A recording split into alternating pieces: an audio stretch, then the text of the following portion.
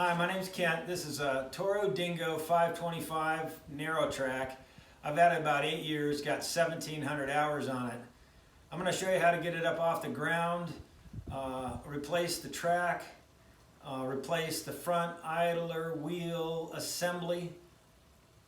This one's lost that bearing in the front idler wheel about 3 weeks ago, and now I'm getting a squeak in the front of the machine, and I'm pretty sure it's the right side.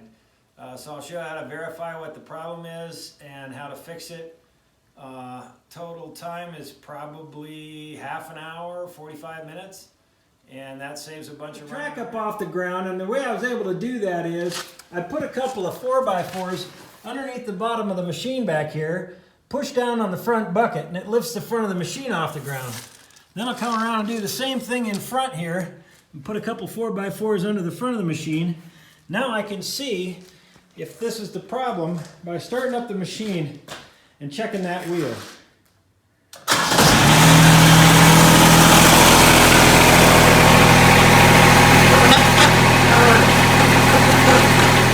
The wheel is held on by that bolt and nut in the middle, but we got to take the tension off this idler arm. So we come down here and we undo this bolt right here so we can turn this shaft. And also, and you can see in here how it's done, you put a half-inch square drive in there. This nut keeps the collar from turning, so you want to make sure you get that line back up when you're done. I'm taking the pressure off, and I thought you should know that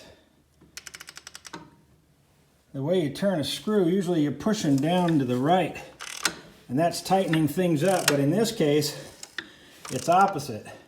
I'm actually loosening the tension by turning to the right. Back plate. And you just want to keep a little pressure on it from the front here so that it doesn't come out of that plate right there. So we're cranking this all the way back until, I'm just going all the way back until this tube is touching this plate. Then you've gone back as far as you can. You can stop right there. You can see I've got quite a bit of play on this track. It's laying on the ground. I should be able to just reach up there and pull it right off the end of the wheel.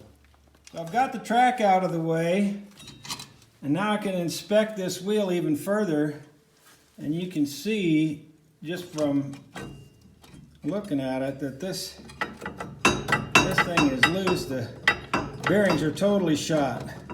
I got my 2 wrenches here. I need a 15/16 on the inside and an 1 1/16 on the outside. In the end, it was easier to pull this out and work on it out here. You see I got this wheel out and that bearing is completely gone. That's what it's supposed to look like. That's what it actually looks like. I'm on the right side of the machine, so these tangs tilt down, and the nut goes on the outside, which is facing me now. Bolt, washer, nut.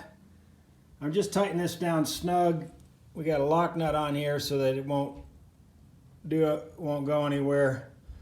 But all the pressure goes on those bearings. All the way back in there now, and looks like that. I'm going to get the track back on here now. We'll start in the back. Get the back track on first. I've got the track back on the back here, and I can't quite get it over the front, and I'm tired of fighting it, so I'm just gonna drive forward. I gotta lift the front of the machine up, get the blocks out, and then drop the front down and get the back blocks out, and then just drive forward.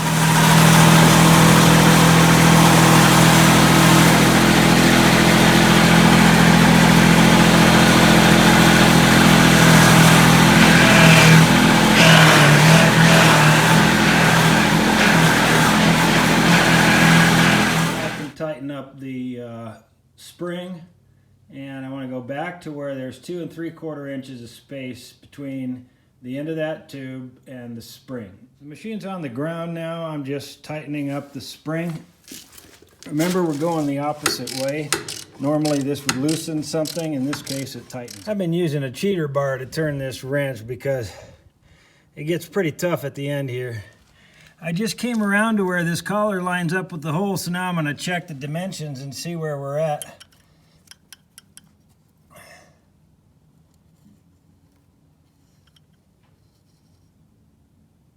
I got about a 1/4 inch to go.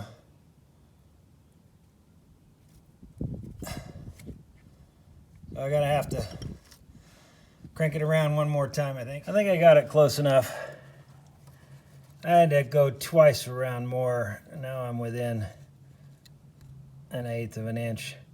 And I don't think I want to go any tighter than that because I gotta keep that lined up. So we'll put that nut in and we'll be all right. Now, you don't want this too tight, just snug, because all it's doing is keeping that collar from turning. You got a lock nut on there that's gonna make sure that it doesn't come loose. If you tighten it too much, it starts to bend. So that's all you gotta do there. If I didn't mention it, you need 2 7/16 wrenches to get that off and back on. I think the only thing I would change is I would have replaced both of those tensioner wheel assemblies at the same time. I think that would have saved us a little time. And use a longer handle, 1/2 inch drive when you're tightening that thing up. It's pretty tough. So hope this helped you, and good luck out there.